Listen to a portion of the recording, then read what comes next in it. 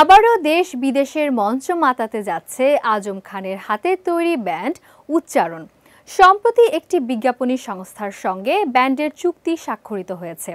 চুক্তি অনুযায়ী সংস্থাটি ব্যান্ডের সকল প্রচার, রয়্যালিটি ব্যবস্থাপনা, কনসার্ট এবং বাণিজ্যিক কার্যক্রম পরিচালনা করবে।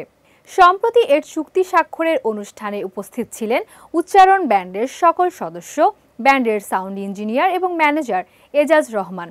স্বাক্ষর অনুষ্ঠানে ব্যান্ড পক্ষ থেকে ছিলেন ব্যান্ড লিডার দুলাল জোহা।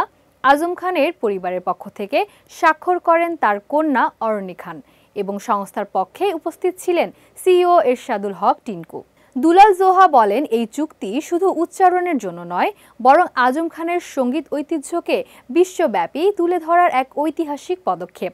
আমরা চাই তার গানগুলো শুধুমাত্র দেশে নয়, আন্তর্জাতিক মঞ্চেও পৌঁছাক।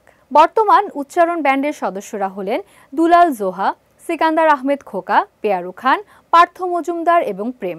চুক্তি অনুযায়ী আজম খানের পরিবার ব্যান্ডের নাম, ছবি এবং সৃষ্টির সকল কপিরাইট ও মালিকানা বজায় রাখবে। 2026 সালে এ ব্যান্ড দেশে এবং দেশের বাইরে একাধিক লাইভ কনসার্ট এবং টেলিভিশন লাইভ পারফরমেন্সের পরিকল্পনা করছে।